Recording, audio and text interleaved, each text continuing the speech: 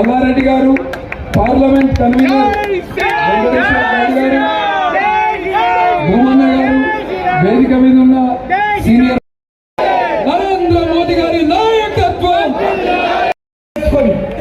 ధైర్యంగా ముందున్నటువంటి ఈ యొక్క మంచిర్యాల పట్టణంలో నేను మీ అందరి ముందు సెలవు ఇవ్వదలుచుకున్నాను. ఈ 9 సంవత్సరాలలో నరేంద్ర మోడీ గారి నేతృత్వంలో నరేంద్ర మోడీ గారు కానీ నరేంద్ర మోడీ గారి ప్రభుత్వంలో మంత్రులుగా ఉన్నటువంటి మేము కానీ ఒక్క రూపాయి పొరపాటు చేయకుండా నీతివంతంగా నిజాయితీగా పని చేశామని ధైర్యంగా చెప్తాను. నేను చెప్పడమే కాదు, మమ్మల్ని విమర్శించడం అది కాంగ్రెస్ వాళ్ళు కానీ లేకపోతే మరొకరు కానీ ఈవెన్ పాకిస్తాన్లో కూడా నరేంద్ర మోడీని అవినీతి పరుడని ఏ ఒక్కడు ఈ ప్రపంచంలో ఈ రోజు వరకు విమర్శించలేదు.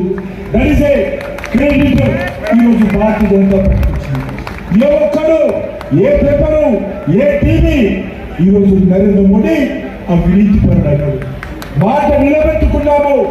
2014లో భారత ప్రజలు అవినీతి వ్యతిరేకంగా ఏదైతే ఓటు వేశారో ఆ విశ్వాసాన్ని నిలబెట్టుకున్నాము.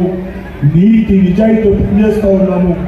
ధైర్యంగా ఈరోజు ప్రజల ముందు నిలబడి చెప్తా ఉన్నాము.